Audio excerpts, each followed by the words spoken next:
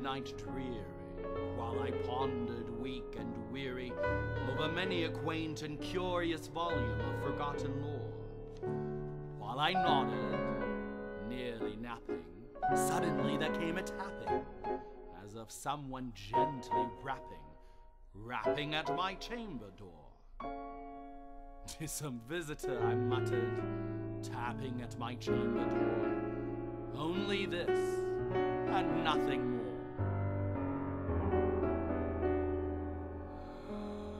Distinctly I remember, it was in the bleak December, and each separate dying ember wrought its ghost upon the floor. Eagerly I wished the morrow, vainly I had sought to borrow from my books surcease of sorrow, sorrow for the lost Lenore, for the rare and radiant maiden whom the angels name Lenore, nameless here forevermore.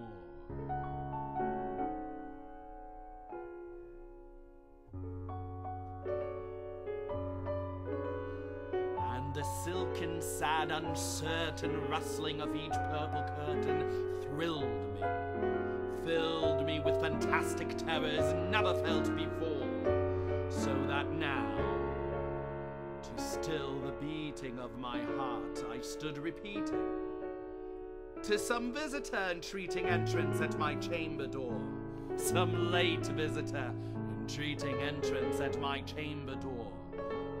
This it is, and nothing more."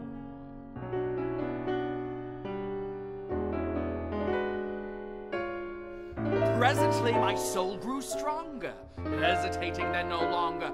"Sir," said I, "or madam, truly your forgiveness I implore, but the fact is, I was napping, and so gently you came rapping, and so faintly you came tapping at my chamber door, that I scarce was sure I heard you.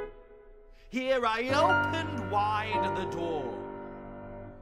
Darkness there, and nothing more.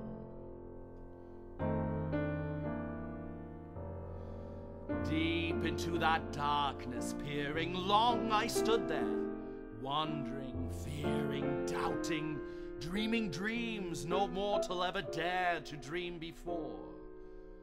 But the silence was unbroken, and the stillness gave no token, and the only word there spoken was the whispered word, "Lenore." This I whispered, and an echo murmured back the word, "Lenore." Merely this, and nothing more.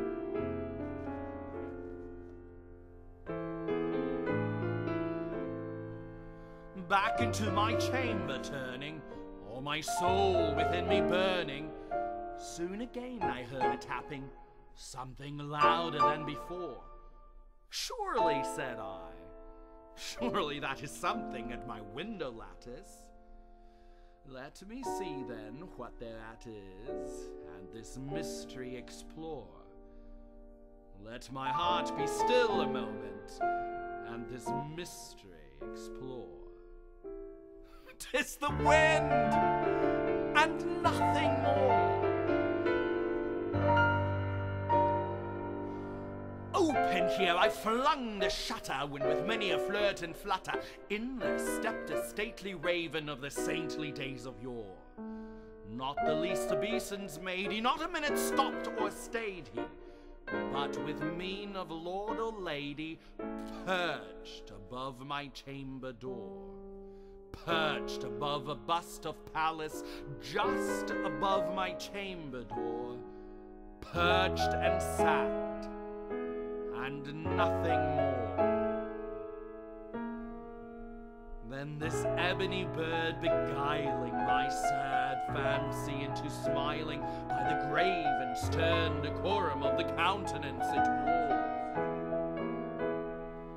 "Though thy crest be shorn and shaven, thou," I said, "art sure no craven, ghastly, grim, and ancient raven wandering from the nightly shore.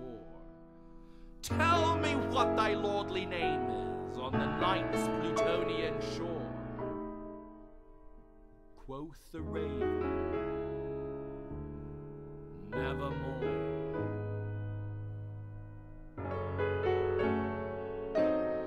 Much I marveled this ungainly fowl to hear discourse so plainly, though its answer little meaning, little relevancy bore, for we cannot help agreeing that no living human being ever yet was blessed with seeing bird above his chamber door, bird or beast above the sculptured bust, above his chamber door, with such name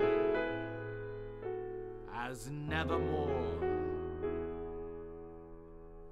But the raven, sitting lonely on that placid bust, spoke only that one word, as if his soul in that one word he did outpour. Nothing further than he uttered, not a feather than he fluttered, till I scarcely more than muttered, other friends have flown before, on the morrow he will leave me, as my hopes have flown before. Then the bird said, nevermore. Startled by the stillness broken, by reply so aptly spoken, doubtless, said I, what it utters is its only stock and store, caught from some unhappy master, whom unmerciful disaster followed fast and followed faster, till his songs one burden bore, till the dirges of his hope this melancholy burden bore of nevermore.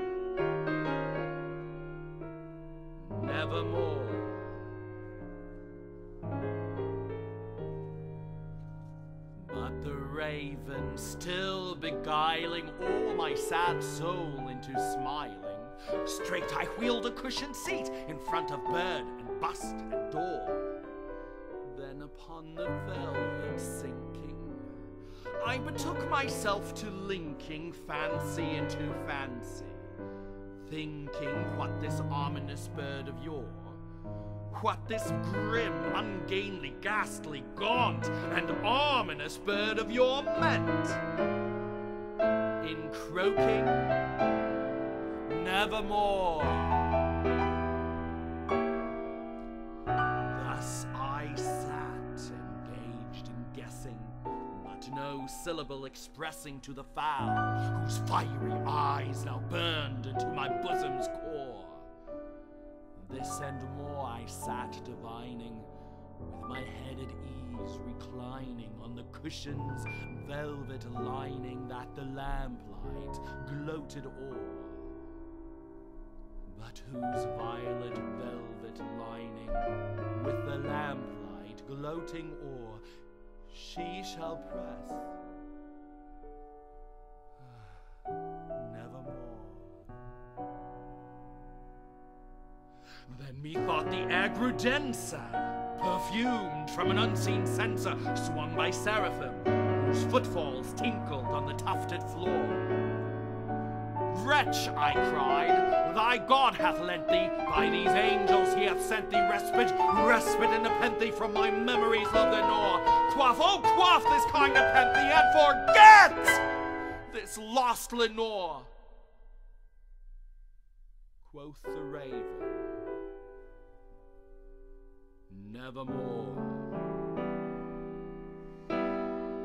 Prophet, said I, thing of evil, prophet still of bird or devil, whether tempter sent, or whether tempest tossed thee here ashore, desolate, yet all undaunted on this desert land enchanted, on this home by horror haunted, tell me, truly I implore, is there balm in Gilead? Tell me, I implore! Quoth the raven, nevermore. Prophet, said I, thing of evil, prophet still of bird or devil, by that heaven that bends above us, by that God we both adore, tell this soul with sorrow laden, if within the distant Aden it shall clasp the sainted maiden whom the angels name Lenore. Clasp a rare and radiant maiden whom the angels name Lenore. Quoth the raven, nevermore.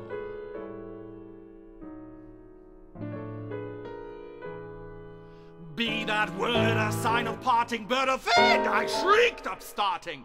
Get thee back into the tempest, and the night's Plutonian shore.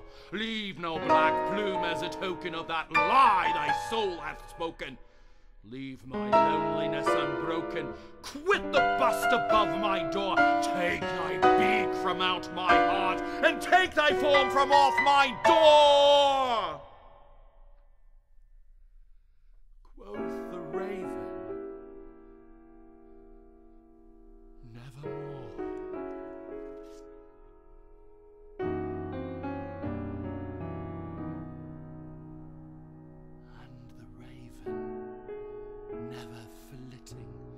Still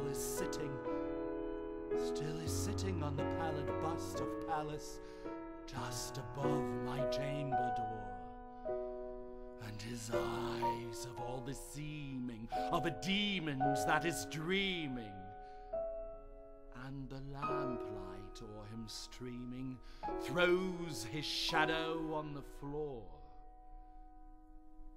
And my soul from out that shadow that lies floating on the floor shall be lifted